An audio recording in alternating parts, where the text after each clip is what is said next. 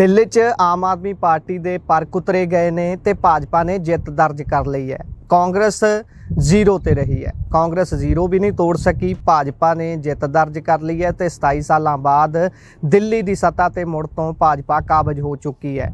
जिन्नियां सीटां पिछली वार दे नालों आम आदमी पार्टी दीयां घटियां ने उन्नियां ही वध भाजपा ने जित लईआं ने। 2020 दे विच भाजपा दा बेहद माड़ा प्रदर्शन सी। सिर्फ 6 सीटां उन्हां दे वल्लों जित्तियां गईयां सन, पर हुण उन्हां ने वड्डी गिणती सीटां जित्तण दे नाल 9% तो ज़्यादा अपना वोट शेयर भी वधाया है। भाजपा ने हुण तक ਜਿਹੜੀਆਂ ਸੀਟਾਂ ਜਿੱਤੀਆਂ ਨੇ ਉਹਨਾਂ ਦੇ ਵਿੱਚ ਵੱਡੀਆਂ ਸੀਟਾਂ ਦੀ ਜੇਕਰ ਗੱਲ ਕਰੀਏ ਤਾਂ ਨਵੀਂ ਦਿੱਲੀ ਤੋਂ ਅਰਵਿੰਦ ਕੇਜਰੀਵਾਲ ਨੂੰ ਹਰਾ ਕੇ ਪ੍ਰਵੇਸ਼ ਵਰਮਾ ਨੇ ਆਮ ਜਿੱਤ ਦਰਜ ਕੀਤੀ ਹੈ। ਜਿਹੜਾ ਉਹੀ ਪ੍ਰਵੇਸ਼ ਵਰਮਾ ਹੈ ਜਿਹੜਾ ਪੰਜਾਬੀ ਹੈ, ਜਿਸ ਦਾ ਪਿਤਾ ਪੰਜਾਬੀ ਸੀ ਤੇ ਇਸ ਨੇ ਬੀਤੇ ਦਿਨੀ ਪੰਜਾਬੀਆਂ ਨੂੰ ਲੈ ਕੇ ਬਹੁਤ ਵੱਡਾ ਬਿਆਨ ਵੀ ਦਿੱਤਾ ਸੀ ਕਿ ਗੱਡੀਆਂ ਜਿਹੜੀਆਂ ਪੰਜਾਬ ਨੰਬਰ ਦੀਆਂ ਫਿਰ ਰਹੀਆਂ ਨੇ ਗੁੰਡੇ ਪੰਜਾਬ ਤੋਂ ਆਏ ਹੋਏ ਨੇ, ਜਿਸ ਤੋਂ ਬਾਅਦ ਬਾਉਂਸ ਬੈਕ ਵੀ ਇਹ ਚੀਜ਼ ਇਸ ਤੇ ਹੋਈ ਸੀ। ਜੰਗਪੁਰਾ ਤੋਂ ਮਨੀਸ਼ ਸਿਸੋਦੀਆ ਜਿਹੜੇ ਸਿੱਖਿਆ ਮੰਤਰੀ ਰਹੇ ਨੇ ਉਹ ਖੜੇ ਸੀ, ਉਹਨਾਂ ਨੂੰ ਵੀ ਹਾਰ ਦਾ ਸਾਹਮਣਾ ਤਰਵਿੰਦਰ ਸਿੰਘ ਮਰਵਾਹ ਤੋਂ ਕਰਨਾ ਪਿਆ ਹੈ। ਆਮ ਆਦਮੀ ਪਾਰਟੀ ਬੁਰੇ ਤਰੀਕੇ ਨਾਲ ਹਾਰੀ ਹੈ। ਜਿੱਤ ਭਾਜਪਾ ਦੀ ਹੋਈ ਹੈ।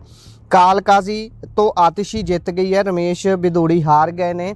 ਰਮੇਸ਼ ਬਿਦੋੜੀ ਉਹੀ ਵਿਅਕਤੀ ਹੈ ਜਿਹੜਾ ਲਗਾਤਾਰ ਨਸਲੀ ਟਿੱਪਣੀ ਕਰਨ ਦੇ ਕਾਰਨ ਵੀ ਚਰਚਿਤ ਰਿਹਾ ਸੀ। ਉਸ ਤੋਂ ਬਾਅਦ ਆਤਿਸ਼ੀ ਤੇ ਪ੍ਰਿਯੰਕਾ ਗਾਂਧੀ ਨੂੰ ਲੈ ਕੇ ਵੀ ਇਸ ਦੀ ਟਿੱਪਣੀ ਤੋਂ ਬਾਅਦ ਖਾਸਾ ਇਹਦਾ ਵਿਰੋਧ ਹੋਇਆ ਸੀ। ਆਤਿਸ਼ੀ ਮਾਰਲੇਨਾ ਨੇ ਜਿੱਤ ਦਰਜ ਕੀਤੀ ਹੈ, ਜਿਹੜੀ ਪਹਿਲਾਂ ਮੁੱਖ ਮੰਤਰੀ ਬਣਾਈ ਗਈ ਸੀ ਖਾਸ ਤੌਰ ਤੇ ਦਿੱਲੀ ਦੀ, ਜਦੋਂ ਅਰਵਿੰਦ ਕੇਜਰੀਵਾਲ ਨੂੰ ਜੇਲ੍ਹ ਜਾਣਾ ਪੈਂਦਾ ਹੈ। ਬਾਬਰਪੁਰ ਦੀ ਗੱਲ ਕਰੀਏ ਤਾਂ ਗੋਪਾਲ ਰਾਏ ਆਮ ਆਦਮੀ ਪਾਰਟੀ ਦੇ ਵੱਡੇ ਆਗੂ ਨੇ, ਉਹ ਅਨਿਲ ਕੁਮਾਰ ਤੋਂ ਅੱਗੇ ਚੱਲ ਰਹੇ ਨੇ। ਇੱਥੋਂ ਅੱਗੇ ਚੱਲ ਰਹੇ ਨੇ ਸਤਿੰਦਰ ਜੈਨ ਜਿਹੜੇ ਨੇ ਉਹ ਕਰਨੈਲ ਸਿੰਘ ਤੋਂ ਹਾਰ ਗਏ ਨੇ। ਸ਼ਕੂਰ ਬਸਤੀ ਸੀਟ ਹੈ। ਮਾਲਵੀਏ ਨਗਰ ਤੋਂ ਸੋਮਨਾਥ ਭਾਰਤੀ ਜਿਹੜੇ ਨੇ ਉਹ ਪਿੱਛੇ ਚੱਲ ਰਹੇ ਨੇ ਸਤੀਸ਼ ਤੋਂ। ਇੱਥੇ ਭਾਜਪਾ ਜਿੱਤ ਦਰਜ ਕਰ ਰਹੀ ਹੈ। ਗ੍ਰੇਟਰ ਕੈਲਾਸ਼ ਤੋਂ ਸੌਰਵ ਭਾਰਦਵਾਜ ਜਿਹੜੇ ਨੇ ਇਹ ਵੀ ਵੱਡੇ ਨੇਤਾ ਨੇ ਆਮ ਆਦਮੀ ਪਾਰਟੀ ਦੇ, ਇਹ ਵੀ ਹਾਰ ਗਏ ਨੇ। ਓਖਲਾ ਤੋਂ ਉਮਾਨਤੁੱਲਾ ਮਨੀਸ਼ ਚੌਧਰੀ ਤੋਂ ਅੱਗੇ ਚੱਲ ਰਹੇ ਨੇ। ਆਮ ਆਦਮੀ ਪਾਰਟੀ ਇੱਥੇ ਅੱਗੇ ਚੱਲ ਰਹੀ ਹੈ। ਪਟਪੜਗੰਜ ਜਿਹੜਾ ਅਵਧ ਓਝਾ ਜਿਹੜਾ ਉਹ ਵਿਅਕਤੀ ਹੈ ਜਿਹੜਾ ਕੋਚਿੰਗ ਦਿੰਦਾ ਸੀ ਬੱਚਿਆਂ ਨੂੰ IAS IPS ਬਣਨ ਦੀ, ਉਸਨੇ ਆਮ ਆਦਮੀ ਪਾਰਟੀ ਜੁਆਇਨ ਕੀਤੀ ਸੀ। ਸੱਤਾ ਦੇ ਵਿੱਚ ਆ ਕੇ ਜਾਂ ਫਿਰ ਰਾਜਨੀਤੀ ਦੇ ਜ਼ਰੀਏ ਉਸਨੇ ਕਿਹਾ ਸੀ ਕਿ ਮੈਂ ਕੁਝ ਤਬਦੀਲੀ ਲਿਆਉਣਾ ਚਾਹੁੰਦਾ, ਤੇ ਉਸ ਨੂੰ ਵੀ ਹਾਰ ਦਾ ਸਾਹਮਣਾ ਕਰਨਾ ਪਿਆ ਹੈ। ਇਹ ਜਿਹੜੀਆਂ ਵੱਡੀਆਂ ਤਬਦੀਲੀਆਂ ਹੋ ਰਹੀਆਂ ਨੇ ਲਗਾਤਾਰ, ਆਮ ਆਦਮੀ ਪਾਰਟੀ ਦਾ ਵੋਟ ਸ਼ੇਅਰ 10 ਤੋਂ 11% ਤੱਕ ਘਟਿਆ ਹੈ ਤੇ ਭਾਜਪਾ ਦਾ ਵੋਟ ਸ਼ੇਅਰ ਵਧਿਆ ਹੈ। ਪਰ ਆંકੜਿਆਂ ਤੋਂ ਬਾਹਰ ਨਿਕਲਦੇ ਹੋਏ, ਕਿਉਂਕਿ ਆંકੜੇ ਬਹੁਤ ਖੁਸ਼ਕ ਹੁੰਦੇ ਨੇ, ਇਸ ਤੋਂ ਅੱਗੇ ਗੱਲ ਕਰਦੇ ਆ। ਆਮ ਆਦਮੀ ਪਾਰਟੀ ਜਿਹੜੀ ਦਿੱਲੀ ਦੇ ਵਿੱਚ ਕਹਿੰਦੀ ਸੀ ਕਿ ਫੈਡਰਲਿਜ਼ਮ ਤੇ ਹਮਲਾ ਹੈ, ਸਾਡੇ ਲਗਾਤਾਰ ਪਰਖ ਉਤਰੇ ਜਾ ਰਹੇ ਨੇ, LG ਨੂੰ ਹੱਕ ਦਿੱਤੇ ਜਾ ਰਹੇ ਨੇ। ਬਿਲਕੁਲ ਠੀਕ ਗੱਲ ਹੈ। ਭਾਜਪਾ ਨੇ ਇਸ ਜਿਹੀਆਂ ਬਹੁਤ ਸਾਰੀਆਂ ਚੀਜ਼ਾਂ ਕੀਤੀਆਂ ਨੇ। LG ਨੂੰ ਵੱਡੇ ਪੱਧਰ ਦੇ ਉੱਪਰ ਜਿਹੜਾ ਗਵਰਨਰ ਹੁੰਦਾ ਹੈ, ਲੈਫਟੀਨੈਂਟ ਗਵਰਨਰ ਹੁੰਦਾ ਹੈ, ਉਸ ਨੂੰ ਜ਼ਿਆਦਾ ਹੱਕ ਦੇ ਕੇ ਇੱਕ ਤਰ੍ਹਾਂ ਦੀ ਬਰਾਬਰ ਪੈਰਲਲ ਗਵਰਨਮੈਂਟ ਖੜੀ ਕਰ ਦੇਣੀ, ਪੈਰਲਲ ਸਰਕਾਰ ਬਣਾ ਦੇਣੀ ਕਿ ਕੋਈ ਵੀ ਕੰਮ ਜੇਕਰ ਦਿੱਲੀ 'ਚ ਕਰਨਾ ਹੈ, ਜਿਹੜੀ ਇੱਕ ਸੈਮੀ ਸਿਟੀ ਵਰਗੀ ਹੈ, ਸੈਮੀ ਸਟੇਟ ਵਰਗੀ ਹੈ, ਇੱਕ ਸਿਟੀ ਵਰਗਾ ਢਾਂਚਾ ਹੈ ਜਿਹੜਾ ਦਿੱਲੀ ਦਾ ਹੈ। 300 ਤੋਂ ਵੱਧ ਪਿੰਡਾਂ ਦੀ ਵਸੋਂ ਜਿੰਨਾ ਇੱਕ ਸ਼ਹਿਰ ਜਿਸ ਨੂੰ UT ਦਾ ਦਰਜਾ ਹਾਸਲ ਹੈ, ਉੱਥੇ ਜਦੋਂ ਇੱਦਾਂ ਵੋਟਾਂ ਪੈਂਦੀਆਂ ਨੇ ਬਹੁਤ ਸੰਘਣੀ ਵਸੋਂ ਹੈ ਉੱਥੋਂ। ਇਸੇ ਦੇ ਨਾਲ ਨਿਊ ਦਿੱਲੀ ਵੱਲ ਦਾ ਜਿਹੜਾ ਖੇਤਰ ਹੈ, ਉੱਥੇ ਇਹ ਵੀ ਮੰਨਿਆ ਜਾਂਦਾ ਹੈ ਕਿ ਬਹੁਤ ਵੱਡੇ ਪੱਧਰ ਦੇ ਉੱਪਰ ਪ੍ਰਵਾਸੀ UP ਬਿਹਾਰ ਤੇ ਹੋਰ ਸਟੇਟਾਂ ਤੋਂ ਆ ਕੇ ਰਹਿੰਦੇ ਲੋਕ ਨੇ, ਉਹਨਾਂ ਦਾ ਵੀ ਖਾਸਾ ਪ੍ਰਭਾਵ ਸੀ। ਅਸੀਂ ਮਨਦੀਪ ਪੁਨੀਆ ਹੋਣਾ ਨਾਲ ਜਦੋਂ ਪ੍ਰੋਗਰਾਮ ਦੇ ਵਿੱਚ ਚਰਚਾ ਕਰਦੇ ਸੀ ਤਾਂ ਉਹ ਵੀ ਇਸ ਗੱਲ ਦਾ ਖਾਸ ਜ਼ਿਕਰ ਕਰਦੇ ਸੀ। ਇੱਕ ਵਾਰ ਮਨਦੀਪ ਪੁਨੀਆ ਹੁਣਾਂ ਨੂੰ ਵੀ ਕਾਲ ਤੇ ਲੈਣ ਦੀ ਆਪਾਂ ਕੋਸ਼ਿਸ਼ ਕਰਦੇ ਹਾਂ, ਜੇਕਰ ਉਹ ਕੋਈ ਜਾਣਕਾਰੀ ਐਡ ਕਰ ਸਕਣ ਇਸ ਦੇ ਵਿੱਚ। ਇੱਕ ਵਾਰ ਉਹਨਾਂ ਨੂੰ ਕਾਲ ਲਾ ਕੇ ਦੇਖਦੇ ਹਾਂ। ਜਦ ਤੱਕ ਲਈ ਤੁਹਾਨੂੰ ਦੱਸੀਏ ਕਿ ਇਹ ਜਿਹੜੀ ਹਾਰ ਹੈ ਇਹ ਪੰਜਾਬ ਤੇ ਬਹੁਤ ਵੱਡਾ ਅਸਰ ਪਾਵੇਗੀ। ਪੰਜਾਬ ਤੇ ਇਸ ਦਾ ਬਹੁਤ ਵੱਡਾ ਅਸਰ ਇਸ ਕਰਕੇ ਪੈਣਾ ਕਿਉਂਕਿ ਜਿਸ ਤਰੀਕੇ ਦੇ ਨਾਲ ਹੁਣ ਦਿੱਲੀ 'ਚੋਂ ਕੇਜਰੀਵਾਲ ਸਾਹਿਬ ਤੇ ਹੋਰ ਵੱਡੇ ਆਗੂ ਉਹਨਾਂ ਦੇ ਵਿਹਲੇ ਹੋ ਗਏ ਨੇ, ਹੋ ਸਕਦਾ ਉਹ ਪੰਜਾਬ ਦੇ ਵਿੱਚ ਧੜੱਲੇ ਦੇ ਨਾਲ ਆਉਣ ਤੇ ਪੰਜਾਬ ਦੇ ਵਿੱਚ ਇਹੋ ਜਿਹੀ ਹੁਣ ਸਿਸਟਮ ਬਣ ਜਾਵੇ ਕਿ ਭਾਈ ਹੁਣ ਆਪਾਂ ਚਲਾਉਂਦੇ ਆ ਪੰਜਾਬ ਨੂੰ। ਜਾਂ ਫਿਰ ਦੂਜੇ ਪਾਸੇ ਇਹ ਵੀ ਹੋ ਸਕਦਾ ਹੈ ਕਿ ਹੁਣ ਉਹਨਾਂ ਨੂੰ ਸੈਡ ਲਾਈਨ ਹੀ ਲਾ ਦਿੱਤਾ ਜਾਵੇ। ਮਨਦੀਪ ਪੁਨੀਆ ਹੁਣੀ ਸਾਡੇ ਨਾਲ ਨੇ, ਉਹਨਾਂ ਦੇ 2 ਮਿੰਟ ਹੀ ਆਪਾਂ ਲਵਾਂਗੇ। ਪੁਨੀਆ ਜੀ ਸਵਾਗਤ ਹੈ ਬਹੁਤ ਬਹੁਤ जी। शुक्रिया भाई जी। ਪੁਨੀਆ ਜੀ ਜਾਣਕਾਰੀ ਜ਼ਰਾ ਐਡ ਕਰਿਓ। ਜਿਸ ਤਰੀਕੇ ਦੇ ਨਾਲ ਦਿੱਲੀ ਦੇ ਰਿਜ਼ਲਟ ਆਏ ਨੇ ਉਹ ਜਿੱਦਾਂ ਤਕਰੀਬਨ ਦਿਖਾਏ ਜਾ ਰਹੇ ਸੀ ਐਗਜ਼ਿਟ ਪੋਲਸ ਦੇ ਵਿੱਚ ਉਹੀ ਕੁਝ ਆਇਆ, ਕੀ ਟਿੱਪਣੀ ਹੈ ਤੁਹਾਡੀ ਪਹਿਲੀ? हाँ जी बिल्कुल वही है। ते जेडे बड़े थंब सीगे आम आदमी पार्टी ते वो भी गिरे ने ਤੇ 48 ਸੀਟਾਂ ਤੇ ਜੇ ਮੈਂ election commission of India the website ਦਾ ਜੇ ਡੇਟਾ ਦੱਸਾਂ ਤਾਂ ਅੱਜ ਦੇ ਟਾਈਮ ਹੁਣ 48 ਸੀਟਾਂ ਤੇ ਬੀਜੇਪੀ ਲੀਡ ਕਰ ਰਹੀ ਹੈ। ਤੇ ਇਹ ਦੇਖਣ ਨੂੰ ਮਿਲ ਰਿਹਾ ਕਿ ਜਿਹੜਾ ਦਿੱਲੀ ਦਿਹਾਤ ਹੈ, ਖਾਸ ਕਰ ਜਿਹੜਾ ਦਿੱਲੀ ਦੇ ਪਿੰਡ ਨੇ, ਉਹਨਾਂ ਚੋਂ ਕਿਤੇ ਨਾ ਕਿਤੇ ਜਿਹੜੀ ਬੀਜੇਪੀ ਹੈ ਉਹ ਜੇਤੂ ਬਣ ਕੇ ਉੱਭਰੀ ਹੈ। ਤੇ ਤੁਸੀਂ ਜੇ ਦਿੱਲੀ ਦਾ ਮੈਪ ਵੀ ਦੇਖੋਗੇ ਤਾਂ ਜਿੰਨੇ ਵੀ ਬਾਰਡਰ ਲੱਗਦੇ, ਚਾਹੇ ਉੱਤਰ ਪ੍ਰਦੇਸ਼ ਨਾਲ ਬਾਰਡਰ ਲੱਗਦੇ ਹੋਏ ਸੀਟਾਂ ਹੋਣ ਜਾਂ ਫਿਰ ਸੀਟਾਂ ਹੋਣ ਹਰਿਆਣਾ ਨਾਲ ਲੱਗਦੀਆਂ, ਉਹ NCR ਦੀਆਂ ਸੀਟਾਂ, ਉਹ ਸਾਰੀਆਂ ਦਿਹਾਤੀ ਸੀਟਾਂ ਤੇ ਕਿਤੇ ਨਾ ਕਿਤੇ ਜਿਹੜਾ ਬੀਜੇਪੀ ਹੈ ਉਹ ਛਾਈ ਹੈ। ਤੇ ਸਿਰਫ ਜਿਹੜੀ ਉਹ ਜਿਹੜੇ ਮੁਸਲਮਾਨ ਡੋਮੀਨੇਟਡ ਸੀਟਾਂ ਹੈਗੀਆਂ ਜਾਂ ਫਿਰ ਏਦਾਂ ਦੀਆਂ ਸੀਟਾਂ ਹੈਗੀਆਂ ਜਿੱਥੇ ਦਿਹਾਤੀ ਘੱਟ ਨੇ, ਉੱਥੇ ਹੀ ਆਮ ਆਦਮੀ ਪਾਰਟੀ ਆਪਾਂ ਨੂੰ ਦੇਖਣ ਰਹੀ ਹੈ। ਕੋਈ ਵੱਡਾ ਫੈਕਟਰ ਜਿਹੜਾ ਤੁਸੀਂ ਫੈਕਟ ਇੱਕ ਦੋ ਸ਼ੇਅਰ ਕਰਨਾ ਚਾਹੁੰਦੇ ਹੋਵੋ ਜਿਹੜੇ ਇਸ ਵਾਰ ਤੁਸੀਂ ਇਲੈਕਸ਼ਨਾਂ 'ਚ ਵੱਖਰੇ ਦੇਖੇ ਨੇ ਪਿਛਲੀ ਵਾਰ ਨਾਲੋਂ? ਦੇਖੋ, ਮੈਨੂੰ ਲੱਗਦਾ ਕਿ ਇੱਕ ਤਾਂ ਇਹ ਮੈਨੂੰ ਸਭ ਤੋਂ ਵੱਡਾ ਫੈਕਟ ਇਹ ਲੱਗਿਆ ਕਿ ਕਿਤੇ ਨਾ ਕਿਤੇ ਜਿਹੜਾ ਦਿੱਲੀ ਦੇ ਵਿੱਚ ਜਿੰਨੇ ਵੱਡੇ ਦਾਅਵੇ ਕਰਕੇ ਅਗਲੇ ਆਏ ਸੀਗੇ, ਉਹਨੇ ਦਾਅਵਿਆਂ ਤੇ ਅਗਲਿਆਂ ਨੇ ਮਤਲਬ ਉਹਨਾਂ ਨੂੰ ਸਿਰੇ ਨਹੀਂ ਚੜਾਇਆ। ਇੱਕ ਤਾਂ ਉਹ ਲੱਗਿਆ ਮੈਨੂੰ।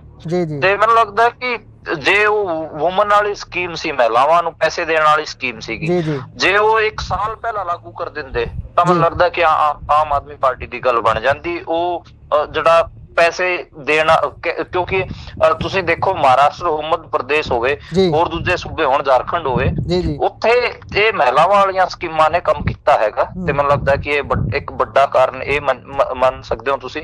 ਦੂਜਾ ਮੈਨੂੰ ਇਹ ਲੱਗਦਾ ਕਿ ਕਿਤੇ ਨਾ ਕਿਤੇ ਕੇਜਰੀਵਾਲ ਹੋਣਾ ਦਾ ਜਿਹੜਾ ਸਾਰਾ ਫੈਬਰਿਕ ਸੀਗਾ, ਪਾਰਟੀ ਦਾ ਫੈਬਰਿਕ ਸੀਗਾ, ਉਹਦੇ ਚ ਲੂਪ ਹੋਲ ਖਾਸੇ ਰਹੇ ਆਪਾਂ ਨੂੰ ਦੇਖਣ ਨੂੰ ਮਿਲ ਰਹੇ ਸੀ। ਉਹਨਾਂ ਦੇ MLAs ਵੀ ਟੁੱਟ ਕੇ ਗਏ ਤੇ ਜਿਵੇਂ ਕੈਲਾਸ਼ ਗਹਿਲੋਤ ਹੋਣਾ ਤੋਂ ਸ਼ੁਰੂ ਹੋ ਗਏ ਸੀ, ਉਹਨਾਂ ਦੇ ਅਹਿਮ ਮਿਨਿਸਟਰ ਸੀ, ਉਹ ਵਿਚਾਲੇ ਹੀ ਪਾਰਟੀ ਨੂੰ ਛੱਡ ਕੇ ਬੀਜੇਪੀ ਚ ਰਲੇ ਸੀ। ਵਿਜਵਾਸਣ ਤੋਂ ਉਹਨਾਂ ਨੇ ਚੋਣ ਲੜਿਆ ਹੈਗਾ ਤੇ ਉਹ ਜਿੱਤ ਕੇ ਆਏ ਨੇ। ਤਾਂ ਇਹ ਦਿਖ ਰਿਹਾ ਸੀਗਾ ਕਿ ਕਿਤੇ ਨਾ ਕਿਤੇ ਪਾਰਟੀ ਚ ਟੁੱਟ ਸੀਗੀ ਤੇ ਉਹਦਾ ਹੀ ਇਹ ਮੈਨੂੰ ਲੱਗਦਾ ਕਿ ਨੁਕਸਾਨ। ਇੱਕ ਤਾਂ ਕਾਡਰ ਕਮਜ਼ੋਰ ਸੀਗਾ ਤੇ ਦੂਜਾ ਮਹਿਲਾਵਾਂ ਵਾਲੀਆਂ ਸਕੀਮਾਂ ਇਹਨਾਂ ਨੇ ਪਹਿਲਾਂ ਨਹੀਂ ਲਾਗੂ ਕੀਤਾ। ਤੀਜਾ ਇਹ ਜਿਹੜਾ ਮੈਂ ਸ਼ੁਰੂਆਤ ਚ ਹੀ ਕਿਹਾ ਸੀਗਾ ਕਿ ਜਿੰਨੇ ਵੱਡੇ ਦਾਅਵੇ ਕਰਕੇ ਆਏ ਸੀ ਉਹਨਾਂ ਤੇ ਇਹਨਾਂ ਨੇ ਉਹ ਪੂਰੇ ਨਹੀਂ ਕੀਤੇ। ਤੇ ਇਨਫਰਾਸਟ੍ਰਕਚਰ ਜਿਹੜੀ ਹਾਲਤ ਸੀ ਦਿੱਲੀ ਦੀ, ਉਹ ਖਾਸੀ ਮਾੜੀ ਸੀ। ਤੁਸੀਂ ਇਹ ਦੇਖ ਲਓ, ਜੇ ਮੈਂ ਮਤਲਬ ਆਪਣੇ ਸ਼ਬਦਾਂ ਚ ਜੇ ਮੈਂ ਇਹਨੂੰ ਕਨਕਲੂਡ ਕਰਨਾ ਚਾਹਾਂ ਤੇ ਇਹਨੂੰ ਐ ਕਰ ਸਕਦਾ ਕਿ 2020 ਚ ਜਦੋਂ ਕੇਜਰੀਵਾਲ ਹੋਣੀ ਜਿੱਤ ਕੇ ਆਏ, ਉਹਨਾਂ ਦਾ ਸ਼ੁਰੂ ਦੇ 2 ਸਾਲ ਤਾਂ ਕੋਵਿਡ ਚ ਲੰਘ ਗਏ, ਕੋਵਿਡ ਚੱਲਿਆ ਹੋਇਆ ਸੀ ਉਸ ਟਾਈਮ। ਤੇ ਉਸ ਤੋਂ ਬਾਅਦ 2023 ਚ ਅਗਲਿਆਂ ਨੇ ਇਹਨਾਂ ਨੂੰ ਜੇਲ੍ਹ ਚ ਪਾਉਣਾ ਸ਼ੁਰੂ ਕਰ ਦਿੱਤਾ ਸੀਗਾ। ਤੇ ਇਹਨਾਂ ਦੇ ਬਾਅਦ ਚ 2023 2024 ਤੁਸੀਂ 2 ਸਾਲ ਲਾ ਲਓ ਕਿ ਇਹਨਾਂ ਦੇ ਉਹ ਜਿਹੜਾ ਲਿਕਰ ਸਕੈਮ ਵਾਲਾ ਪੂਰਾ ਕ੍ਰਾਈਸਿਸ ਬਣਿਆ ਇਹਨਾਂ ਦਾ, ਤੇ ਫਿਰ ਇਹਨਾਂ ਨੇ ਜੇਲ੍ਹ ਕੱਟੀ, ਉਹ ਲਾ ਲਓ। ਤੇ 25 ਚ ਚੋਣ ਹੀ ਹੋ ਗਏ। ਤਾਂ ਇਹਨਾਂ ਦੇ 4 ਸਾਲ ਐ ਲੰਘੇ, ਪਹਿਲੇ 2 ਸਾਲ ਕੋਵਿਡ ਚ, ਦੂਜਾ ਫਿਰ ਜੇਲ੍ਹਾਂ ਤੇ ਚੱਕਰ ਕੱਟਦੇ। ਤੇ ਇਹ ਕੰਮ ਕਰਨ ਦਾ ਆਮ ਆਦਮੀ ਪਾਰਟੀ ਨੂੰ ਮੌਕਾ ਹੀ ਨਹੀਂ ਮਿਲਿਆ। ਮੈਨੂੰ ਲੱਗਦਾ ਕਿ 2000 ਜਿਹੜਾ ਇਹਨਾਂ ਦਾ ਜੇ ਆਪਾਂ ਕਹੀਏ ਕਿ ਵਧੀਆ ਜਿਹੜਾ ਟਾਈਮ ਪੀਰੀਅਡ ਸੀਗਾ 2015 ਤੋਂ ਲੈ ਕੇ 2020 ਵਾਲਾ ਸੀਗਾ, ਉਸ ਦੇ ਵਿੱਚ ਹੀ ਕਹਿ ਲਓ ਮੁੱਖ ਤੌਰ ਤੇ ਇਹਨਾਂ ਨੇ ਜ਼ਿਆਦਾ ਕੰਮ ਕੀਤਾ। ਪੁਨੀਆ ਜੀ, ਤੁਹਾਡਾ ਬਹੁਤ ਘੱਟ ਸਮਾਂ ਲੈਣਾ ਹੈ, ਮੈਨੂੰ ਲੱਗਦਾ ਤੁਸੀਂ ਵੀ ਬਿਜ਼ੀ ਹੋ, ਤੇ ਇਸੇ ਦੇ ਨਾਲ ਇਹ ਦੱਸ ਦਿਓ ਕਿ ਹੁਣ ਭਾਜਪਾ ਦੇ ਵੱਲੋਂ ਜੇ ਆਪਾਂ ਮੁੱਖ ਚਿਹਰੇ ਦੇਖਣੇ ਹੋਣ ਤਾਂ ਕੌਣ ਹੱਕਦਾਰ ਹੈ ਦਿੱਲੀ ਦੀ ਸੱਤਾ ਦੀ ਕੁਰਸੀ ਤੇ ਮੁੱਖ ਮੰਤਰੀ ਬਣ ਕੇ ਬਹਿਣ ਦਾ?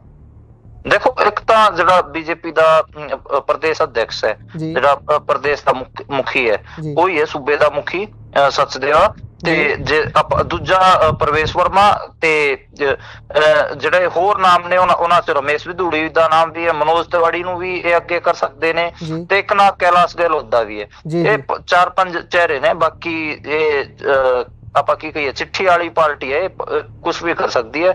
ਬਾਅਦ ਚ ਆਪਾਂ ਨੂੰ ਪਤਾ ਚੱਲੇ ਕਿ ਲੱਗੇ ਕਿ ਪਰਚੀ ਤੋਂ ਕਿਸੇ ਹੋਰ ਦਾ ਹੀ ਨਾਂ ਨਿਕਲਿਆ, ਉਹ ਵੀ ਹੋ ਸਕਦਾ ਹੈ। ਪਰ ਮੈਨੂੰ ਲੱਗਦਾ ਕਿ ਕਿਸੇ ਜਾਟ ਫੇਸ ਨੂੰ CM ਦਿੱਲੀ ਚ ਬਣਾਇਆ ਜਾਵੇਗਾ। ਮਨਜਿੰਦਰ ਸਰਸਾ ਹੋਣੀ ਵੀ ਮੁੱਖ ਚਿਹਰੇ ਹੋ ਸਕਦੇ ਨੇ। ਤੇ ਕਿਸੇ ਸਿੱਖ ਦਾ ਵੀ ਦੇਖੋ, ਮੈਨੂੰ ਲੱਗਦਾ ਕਿ ਕਿਸੇ ਸਿੱਖ ਦਾ ਲੱਗੂਗਾ, ਕਿਸੇ ਜੱਟ ਦਾ ਲੱਗੂਗਾ ਉਹਦਾ ਜਾਟ, ਇਸ ਕਰਕੇ ਕਿਉਂਕਿ ਇਹਨਾਂ ਨੇ ਵੈਸਟਰਨ ਉੱਤਰ ਪ੍ਰਦੇਸ਼ ਤੇ ਰਾਜਸਥਾਨ ਅਤੇ ਹਰਿਆਣਾ ਇਹਨਾਂ ਨੂੰ ਉਹ ਕਰਨਾ ਹੈ, ਆਪਾਂ ਕਹੀਏ ਇੱਥੋਂ ਦੇ ਜੱਟਾਂ ਨੂੰ ਇੱਕ ਹਿਸਾਬ ਨਾਲ ਮੋਬਿਲਾਈਜ਼ ਕਰਨਾ ਹੈ ਆਪਣੇ ਹੱਕ ਚ। ਜੀ। ਸੋ ਬਹੁਤ ਧੰਨਵਾਦ ਤੁਹਾਡਾ ਮਨਦੀਪ ਜੀ, ਸਮਾਂ ਦੇਣ ਲਈ, ਸ਼ੁਕਰੀਆ। ਸ਼ੁਕਰੀਆ ਭਾਈ। ਜੀ ਸੋ ਇਹ ਸਨ ਸਾਡੇ ਨਾਲ ਮਨਦੀਪ ਪੁਨੀਆ ਜੀ, ਜਿਨ੍ਹਾਂ ਨੇ ਜਾਣਕਾਰੀ ਸਾਂਝੀ ਕੀਤੀ ਹੈ ਕਿ ਸੱਤਾ ਤੇ ਹੁਣ ਕਾਬਜ ਹੋਣ ਤੋਂ ਬਾਅਦ ਭਾਜਪਾ ਜਿਹੜੀ ਹੈ ਉਹ ਕੇਸ ਨੂੰ ਦਿੱਲੀ ਦੇ ਮੁੱਖ ਮੰਤਰੀ ਵਾਲੀ ਕੁਰਸੀ ਤੇ ਬਿਠਾ ਸਕਦੀ ਹੈ। ਇੱਕ ਹੋਰ ਕੁਰਸੀ ਦਾ ਬਹੁਤ ਜ਼ਿਕਰ ਤੁਸੀਂ ਬੀਤੇ ਦਿਨੀ ਸੁਣਿਆ ਹੋਊਗਾ, ਜਦੋਂ ਆਤਿਸ਼ੀ ਮਾਰਲੇਨਾ ਨੂੰ ਮੁੱਖ ਮੰਤਰੀ ਬਣਾਇਆ ਗਿਆ, ਉਹਨਾਂ ਨੇ ਕੇਜਰੀਵਾਲ ਸਾਹਿਬ ਵਾਲੀ ਜਿਹੜੀ ਮੁੱਖ ਮੰਤਰੀ ਦੀ ਕੁਰਸੀ ਸੀ ਉਸ ਨੂੰ ਇੱਕ ਤਰੀਕੇ ਨਾਲ ਆਇਡੈਂਟੀਕਲ ਤੌਰ ਦੇ ਉੱਪਰ ਰੱਬ ਦੀ ਕੁਰਸੀ ਵਾਲਾ ਦਰਜਾ ਦੇਤਾ। ਇੱਕ ਪਾਸੇ ਕੇਜਰੀਵਾਲ ਦੀ ਕੁਰਸੀ ਲੱਗੀ ਹੋਈ ਹੈ, ਨਾਲ ਆਤਿਸ਼ੀ ਮਾਰਲੇਨਾ ਹੁਣੀ ਆਪਣੀ ਕੁਰਸੀ ਲਾ ਕੇ ਬੈਠਦੇ ਸੀ। ਕਿਤੇ ਨਾ ਕਿਤੇ ਆਮ ਆਦਮੀ ਪਾਰਟੀ ਨੂੰ ਆਪਣੇ ਅੰਦਰ ਦਾ ਹੀ ਕਲੇਸ਼, ਆਪਣੇ ਅੰਦਰ ਦੀ ਹੀ ਇੱਕ ਸੋਵਰੈਨਿਟੀ ਨਾ ਦੇਣੀ, ਕਿਸੇ ਨੂੰ ਆਪਣੇ ਆਪ ਕੋਲ ਹੀ ਸਾਰੀ ਕਹਿ ਲਈਏ ਤਾਕਤ ਰੱਖਣੀ, ਉਸ ਨੇ ਮਾਰ ਲਿਆ ਇਹਨਾਂ ਨੂੰ। ਭਾਜਪਾ ਨੇ ਆਪਣੇ ਦਮ ਦੇ ਉੱਪਰ ਬਹੁਤ ਵੱਡਾ ਹੱਲਾ ਮਾਰਿਆ, ਬਹੁਤ ਸਾਰੀਆਂ ਗੱਲਾਂ ਵੀ ਹੋਈਆਂ ਕਿ ਭਾਜਪਾ ਬਹੁਤ ਜ਼ਿਆਦਾ ਤਰੀਕੇ ਦੇ ਨਾਲ ਧੜੱਲੇ ਦੇ ਨਾਲ ਹਮਲਾ ਕਰ ਰਹੀ ਹੈ। ਭਾਜਪਾ ਦੇ ਵੱਲੋਂ ਬਹੁਤ ਸਾਰੇ ਲੋਕਾਂ ਦੀਆਂ ਵੀਡੀਓਜ਼ ਆਈਆਂ, ਸਾਰੀਆਂ ਵੰਡੀਆਂ ਜਾ ਰਹੀਆਂ ਸੀ। ਮਨਦੀਪ ਪੁਨੀਆ ਹੁਣੀ ਜ਼ਿਕਰ ਕੀਤਾ ਕਿ ਸੋਨੇ ਦੀਆਂ ਚੈਨਾਂ ਤੱਕ ਦਿੱਤੀਆਂ ਗਈਆਂ, ਇੱਥੋਂ ਤੱਕ ਵੀਡੀਓ ਆਈਆਂ ਕਿ ਪੈਸੇ ਦਿੱਤੇ ਜਾ ਰਹੇ ਨੇ। ਪੰਜਾਬ ਤੋਂ ਕੁਝ ਪੱਤਰਕਾਰ ਕਵਰੇਜ ਕਰਨ ਗਏ, ਜਦੋਂ ਉਹਨਾਂ ਨੇ ਇਹ ਦੇਖਿਆ ਕਿ ਉੱਥੇ ਸਮਾਨ ਵੰਡਿਆ ਜਾ ਰਿਹਾ ਤਾਂ ਉਹਨਾਂ ਨੂੰ ਫੜ ਕੇ ਰਾਤ ਭਰ ਡਿਟੇਨ ਰੱਖਿਆ ਜਾਂਦਾ। ਇਹੋ ਜਿਹੀਆਂ ਚੀਜ਼ਾਂ ਸਾਹਮਣੇ ਆਈਆਂ। ਕੋਈ ਵੀ ਇਲੈਕਸ਼ਨ ਜਿਹੜੀ ਹੈ ਉਹ ਸਾਫ਼ ਸਿੱਧ ਪੱਧਰੀ ਨਹੀਂ ਹੁੰਦੀ। ਬਹੁਤ ਵੱਡੇ ਪੱਧਰ ਤੇ ਇਲੈਕਸ਼ਨ ਰਿਫਾਰਮ ਦੀ ਗੱਲ ਕੀਤੀ ਜਾਂਦੀ ਹੈ, ਪਰ ਉਹ ਰਿਫਾਰਮ ਪਤਾ ਨਹੀਂ ਕਿੱਥੇ ਰਹਿ ਜਾਂਦੇ ਨੇ। ਇਸ ਤਰੀਕੇ ਦੀ ਹੋ ਨਿਬੜੀ ਹੈ ਦਿੱਲੀ ਦੀ ਚੋਣ, ਭਾਜਪਾ ਦੀ ਜਿੱਤ, ਆਮ ਆਦਮੀ ਪਾਰਟੀ ਦੀ ਹਾਰ ਅਤੇ ਕਾਂਗਰਸ ਜ਼ੀਰੋ ਵੀ ਤੋੜਨ 'ਚ ਅਸਮਰੱਥ ਰਹੀ ਹੈ। ਨਾਲ ਹੀ ਮਨਦੀਪ ਪੁਨੀਆ ਹੁਣੀ ਦੱਸਿਆ ਕਿ ਸ਼ਾਇਦ ਮਨਜਿੰਦਰ ਸਿਰਸਾ ਹੁਣਾਂ ਦਾ ਦਾਅ ਲੱਗ ਸਕਦਾ ਹੈ ਮੁੱਖ ਮੰਤਰੀ ਵਾਲੀ ਕੁਰਸੀ ਦੇ ਉੱਪਰ ਬਹਿਣ ਦਾ, ਪਰ ਦੇਖਦੇ ਹਾਂ ਦਾ ਕੌਣ ਲਾਉਂਦਾ ਹੈ, ਕਿਉਂਕਿ ਆਲੇ ਦੁਆਲੇ ਦੇ ਸੂਬਿਆਂ ਨੂੰ ਵੀ ਪ੍ਰਭਾਵਿਤ ਕਰਨਾ ਹੁੰਦਾ ਹੈ। ਇੱਕ ਆਇਡੈਂਟੀਕਲ ਉਹ ਸੀਟ ਜਿਹੜੀ ਹੈ ਉਸ ਦੇ ਨਾਲ ਕਈ ਸੰਦੇਸ਼ ਵੀ ਹੋਰ ਦੇਣੇ ਹੁੰਦੇ ਨੇ ਭਾਜਪਾ ਨੇ।